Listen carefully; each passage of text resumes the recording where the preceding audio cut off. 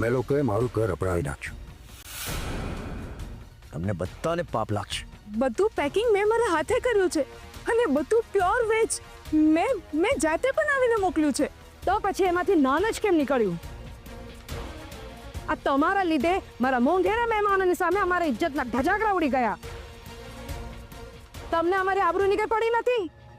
તમને ખબર છે તમારી આ ભૂલ મને કેટલી મોંઘી પડશે? મારું ઘર શુદ્ધ શાકાહારીનું ઘર છે. મારા ઘરમાં મારા મહેમાનો માટે ઈંડા અને નોનવેજ સર્વ થાય છે.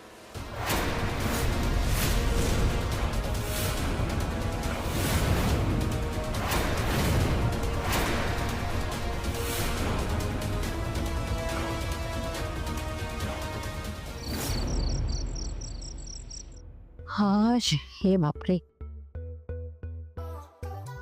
હાય, અરે આજે તો બહુ જ મજા પડી ગઈ હો. અરે આવી પાર્ટી મેં મારી જિંદગીમાં ક્યારેય નથી જોઈ. રિયલી બા?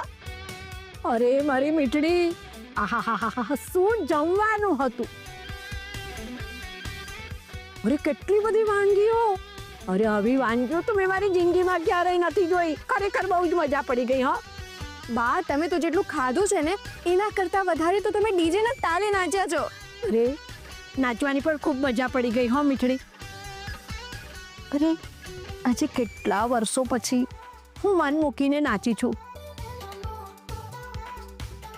મને હવે ખબર પડી કે આ મોટા લોકો છાસવારે પાર્ટી કેમ રાખતા હોય છે. પણ આ જિંદગીની ખરી મજા આમાં જ છે. યસ, યુ આર રાઈટ બા. વર્ષાબેન, તમને અને આદિને મજા આવી ને? હા, મારો આદિત્ય મારી સાથે હતો એટલે મને બહુ ગમ્યું. એ પણ બિચારો હોસ્ટેલનું ખાઈ ખાઈને કંટાળી ગયો હતો એટલે એને પણ મજા આવી અને એને પણ પેટ ભરીને ખાધું. પણ મારો આદિ, જુઓ, હવે તમે મને કીધું એટલે મને હોસ્ટેલમાંથી પાર્ટીમાં બોલાવી લીધો ને. યારા, એની માટે થેન્ક યુ સો મચ. પણ એ મારી સાથે ઘરે પાછો ના આવ્યો. હવે મેં તો એને ઘરે આવવાની ના નહોતી પાડી, પણ હવે એ જ જીદે ચડ્યો હતો કે એને એના ફ્રેન્ડ સાથે કેમ્પમાં જવું છે, તો પછી શું કરી શકે? એટલે જ તો પપ્પા એને ડાયરેક્ટ મૂકી આવ્યા હોસ્ટેલ. ચાલ હવે બહુ દુઃખી ના થઈશ. જો એની રમવાની ને ફરવાની ઉંમર છે, બિચારો આખું વર્ષ તો ભણે જ છે ને, તો અત્યારે વેકેશન છે તો પછી મજા કરવા દે ને મિત્રો જોડે એને. અરે હા બા, આપણે વર્ષાબેનને ડૉક્ટર પાસે લઈ જવાની વાત કરી હતી ને, તો એ ડૉક્ટર લાભપાચમ પછી મળશે, તો ત્યારે હું એમને ડૉક્ટર પાસે લઈ જઈશ. સારું, પણ મને કંઈ નથી થયું. મારે ડૉક્ટર પાસે નથી જવું, હું એકદમ નોર્મલ છું. હા વર્ષાબેન, આ ફર્સ્ટ સ્ટેજ છે. જો આપણે જલ્દી ટ્રીટમેન્ટ કરીએ તો તમને બીમારી આગળ નહીં વધે. બા, વર્ષાબેન, હવે એક કામ કરો, તમે બંને જણ તમારા રૂમમાં જઈને આરામ કરો.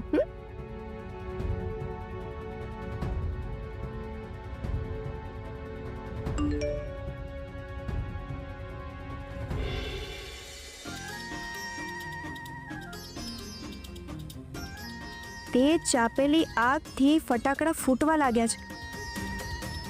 હજી આ લોકોના સપના બળીને રાખ થઈ જશે. ઠાકર સાહેબ, તમે સમજો પ્લીઝ, કોઈ ગડબડ થઈ લાગે છે. અરે મેં તો તમારા ઘરે પ્યોર વેજ જ સર્વ કર્યું હતું. મને એવું લાગે છે કે તમે કોઈ બીજાને કોઈ બીજો ઓર્ડર આપ્યો હશે. ક્યાં ભૂલ થઈ હશે? આમાં અમારી કોઈ ભૂલ નથી.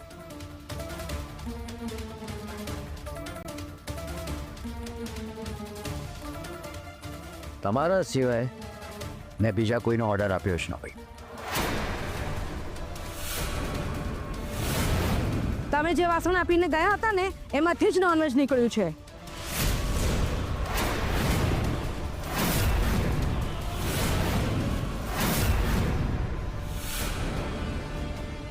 મિસેસ ઠાકર, આ બધું કઈ રીતે બન્યું એ અમારા માટે મોટો પ્રશ્ન છે. તમારો પ્રશ્ન તમારી પાસે જ રાખો. આટલા વર્ષોના સંબંધ પછી તમારી ઉપરથી મારો વિશ્વાસ ઉઠી ગયો છે.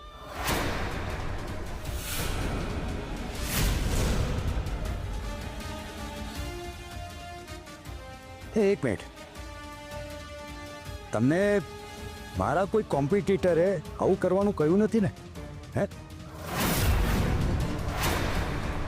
જેથી મારા પોલિટિકલ અને પ્રોફેશનલ રિલેશન બગડે અને મારી સમાજમાં બદનામી થાય? એ પુરુષોત્તમ ઠાકરે પોતાના મહેમાનોને નોનવેજ ખવડાવીને ધર્મભ્રષ્ટ કરે.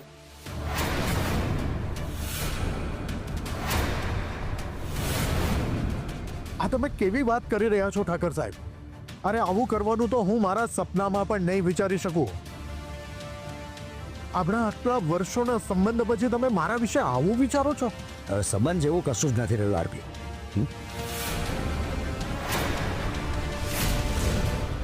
મને પેલી MSBની માલિકે મને ચેતવ્યો હતો.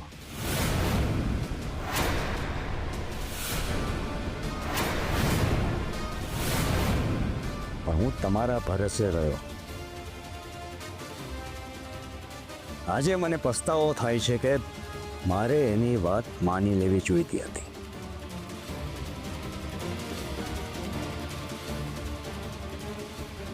એને મને કહ્યું હતું કે જે દિવસે એને મેં ઓપનિંગ કર્યું ને એ દિવસે તમને વિશ કરવા આવી હતી. એને પ્લેટમાં કોકરોચ નીકળ્યો એ તમને કેવા ગઈ? પોતાની ભૂલ સ્વીકારવાના બદલે તમે એની પર હાથ ઉપાડ્યો. જરાય શરમ નથી આવતી?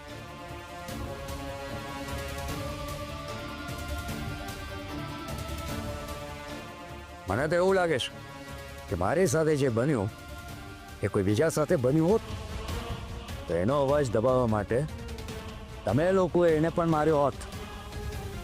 અરે આ તમે શું બોલો છો ઠાકર સાહેબ? આ લોકો એવા નથી. કોણ કેવું છે ને એ બહુ સારી રીતે જાણી ગયો છું. મિસ્ટર રાજેશ પરીખ, એ છોકરી સાથે જે બન્યું એ લોકો સુધી નહીં પહોંચે એટલે તમે તમારા પોલિટિકલ પ્રેશરથી આખા ન્યૂઝ દબાવી દીધા.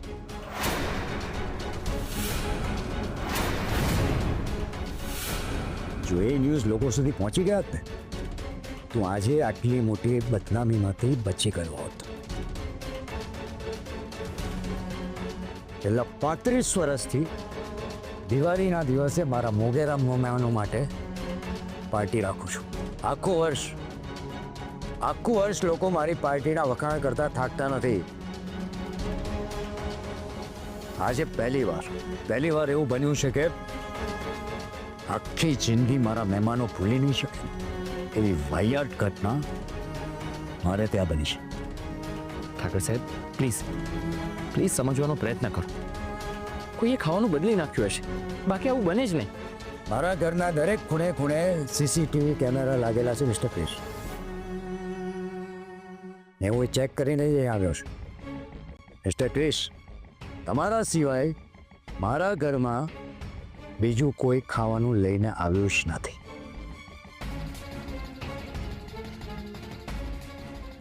તો પછી ખાવાનું કેવી રીતે બદલાઈ જાય? પોતાની ભૂલ છુપાવવા માટે ખોટી વાત નહીં કર. આજે તમે મારા જેવા બ્રાહ્મણના ઘરમાં દિવાળીના દિવસે લક્ષ્મી પૂજનના શુભ પ્રસંગને અભડાવી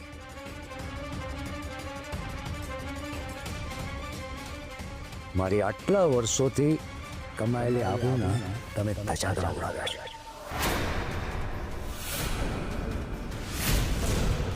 હું તમને લોકોને માફ નહીં કરું. તમારા બધા ઉપર માનહાનિનો દાવો કરીશ.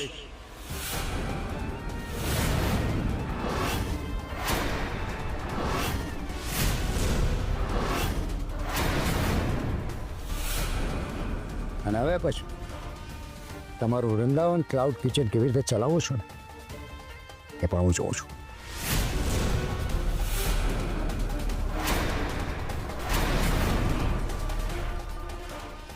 એ વખતે પેલી છોકરીના ન્યૂઝ લોકો સુધી તમે નહોતા પહોંચવા દીધા.